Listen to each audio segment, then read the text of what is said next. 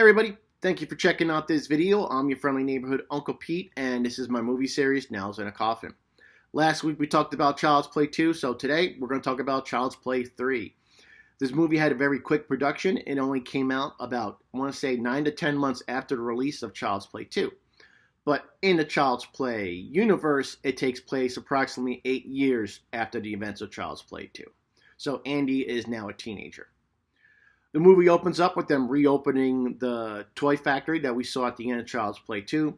We still see Chucky's exploded corpse.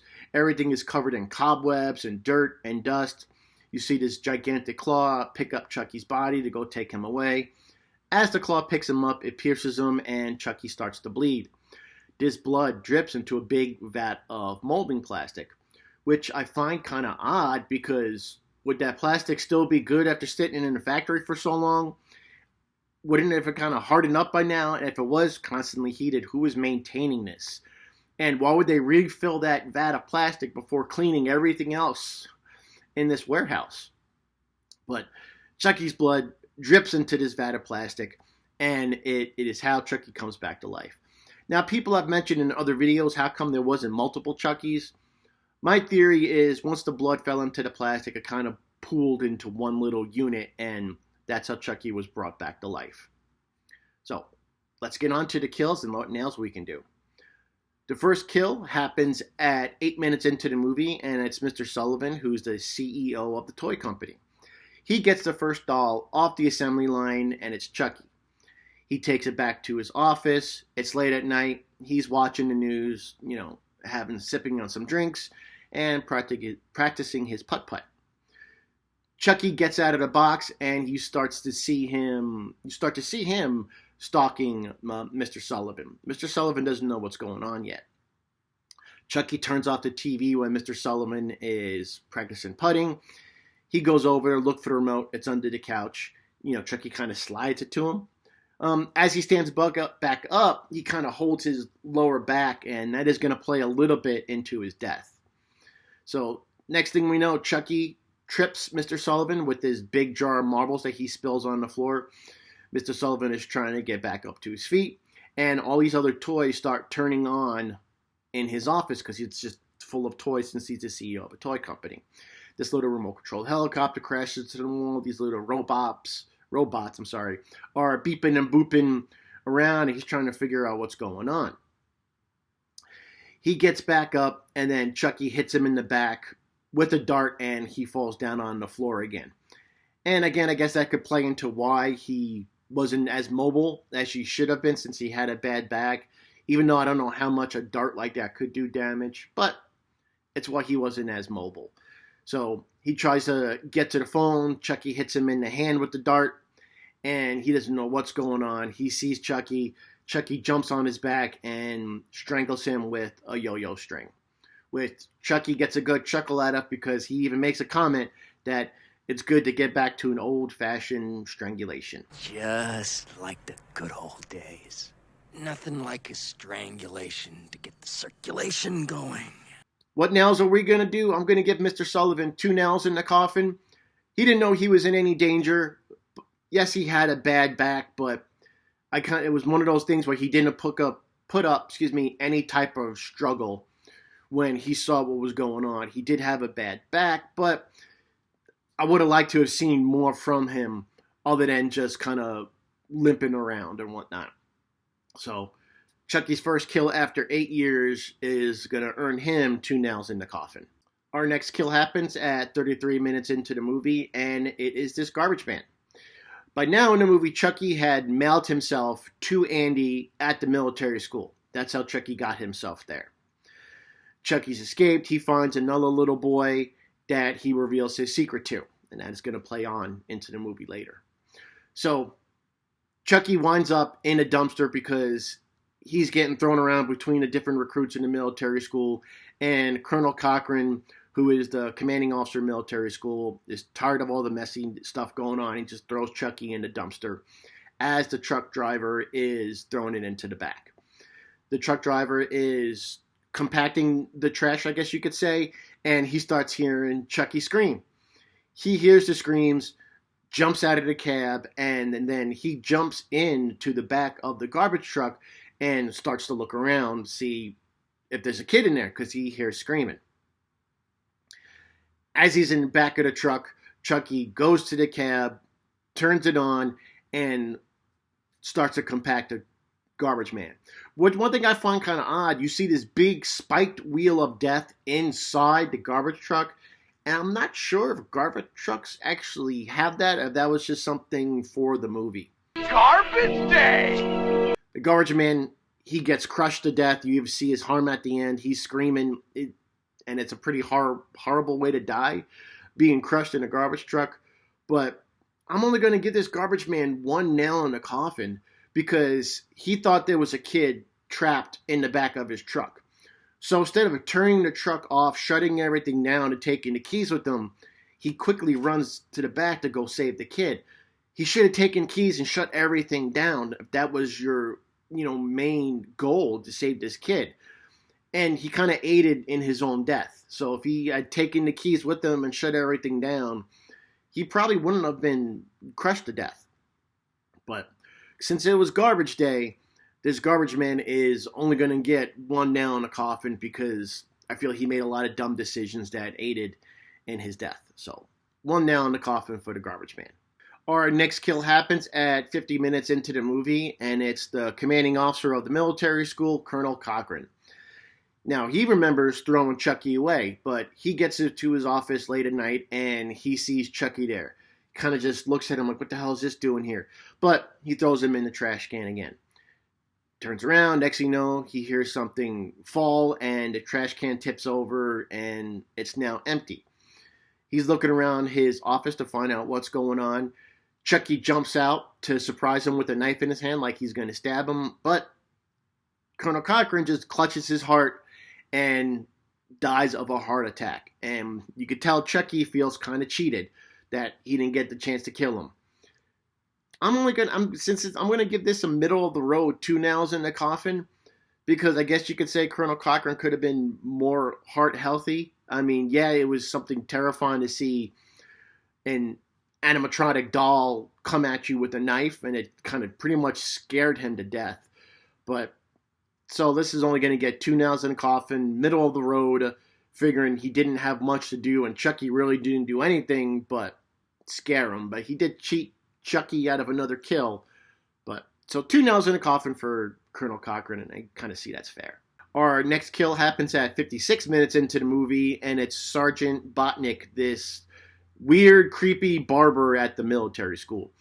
All over his walls, he's got pictures of young kids with locks of their hair in little Ziploc bags, which I don't think any military school would kind of allow that, since it's really weird and creepy. But he's in his barbershop, and he finds Chucky in one of the cabinets as he's sweeping up. And what does he do when he sees Chucky? Oh, I want to give it a haircut. Now, this weird barber, he has this little catchphrase, I guess you could say, once he gives a recruit a haircut: presto, you're bald. Which is kind of dumb, because if you see the haircut of most of these kids, they're not bald. They just have a short haircut.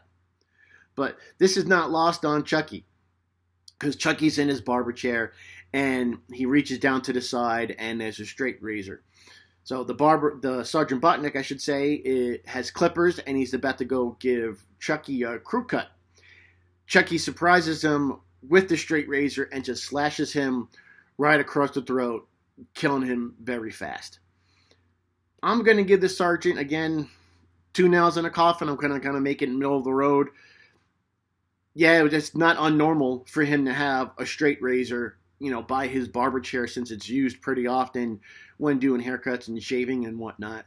But he did grab his throat right away. He didn't have much time to defend himself. It was a surprise kill.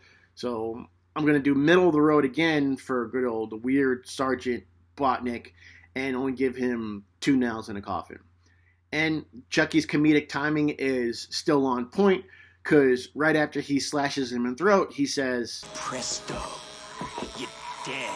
Our next death happens at 1 hour and 12 minutes in, and for me, it's one of the more darker kills in the Child's Play franchise, because it's a kid. It's Cadet Lieutenant Colonel Sheldon.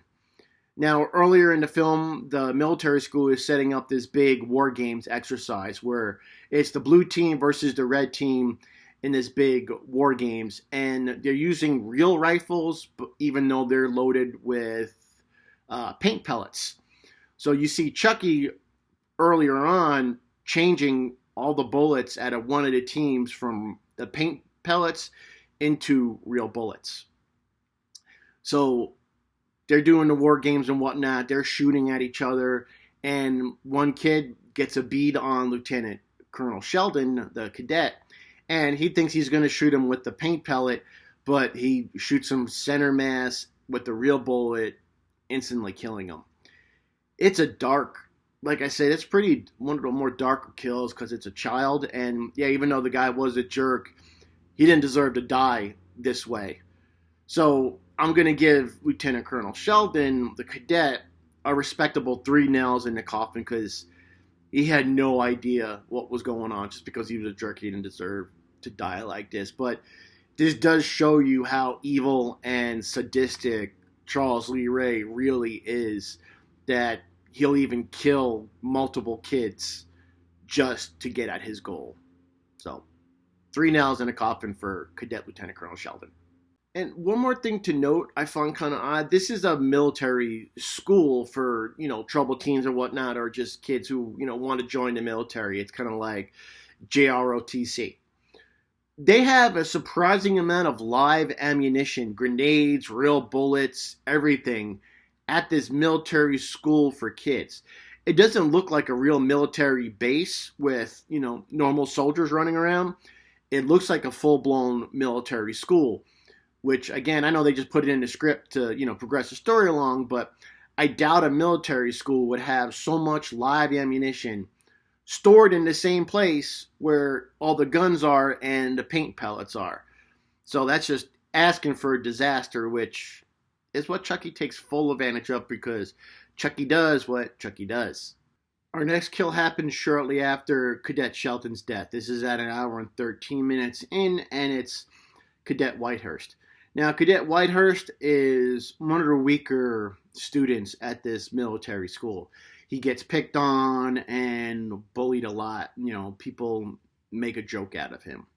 But I think he has one of the most respectable kills in the franchise. So shortly after Cadet Shelton dies, everyone's freaking out like, oh my God, what's going on? During a commotion, Chucky launches a grenade into this group of kids that's taking part in the exercise. The only one who sees this is Cadet Whitehurst. And he doesn't yell and scream everybody to get down and duck. He's kind of looking around, what do I do? What do I do? The guy throws himself on top of the grenade and saves dozens of kids, sacrificing himself. Again, one of the darker deaths in the franchise, but this may be controversial. I'm going to give Cadet Whitehurst 4 nails in the coffin. I don't think he did anything stupid. I think he did what a lot of people probably would be really scared to do. So, yeah, Cadet Whitehurst is definitely going to get 4 nails in the coffin for sacrificing himself to save the life of others. And those are type of the kills that I'm looking for to earn 4 nails. So, Cadet Whitehurst, 4 nails in the coffin. We got our final death in the movie, and it is Chucky again. So, but we're at the climax, and everybody's in this big carnival. It's a traveling carnival that was real close to where the military recruits were having this exercise. So they're in a carnival. It's this big mobile roller coaster, I guess you could say, which is really impressive once you see what this thing entails. And all this is part of a traveling carnival. Pretty impressive. So they're in this, and Chucky has this little boy down about to perform his Ade Dewey Dumbala because he was the person he revealed his secret to since he was in a new body, so he didn't need Andy anymore. It was his other young kid in the movie. So he's about to perform it. This big sickle comes down, which must be really sharp because it slices Chucky's face clean in half, and you kind of see all this blood and guts and sinew attached. Special effects are awesome on it. So during the struggle, the young boy is dangling down. Andy's trying to save him. Chucky jumps on his back. Andy grabs a knife, is able to cut Chucky's hand off, and this causes Chucky to fall all the way down into this large industrial fan, chopping him to pieces. Another great death for Chucky, but I don't think he earned 4 nails this time. So Chucky, again, since I know he comes back to life, I'm still going to rank his death. Chucky's going to get 3 nails in the coffin. And there we have it. That's all my nails in the coffin for Child's Play 3. Again, I really want to thank you for checking out this video. And if you liked anything you saw, if I entertained you a little bit, gave you a little chuckle, give me a like down there, right down there. I really appreciate it. And if you want to subscribe, if you haven't to already, just takes a second. Again, it's going to motivate me to keep on doing this, and I'm having a lot of fun. So thank you for checking out this video, and let me hear what you think down in the comments. If you agree, disagree, what would you have given some of these kills? Would you give them more nails or less nails? So again, thank you, and we will be continuing on with the franchise with Bride of Chucky next, which is one of my favorite movies in the franchise because it is the birth of Stitch Chucky, and you can see right there, I love some Stitch Chucky. Thanks, everybody. I'm your friendly neighborhood Uncle Pete, and remember, with great kills, there must also come great nails.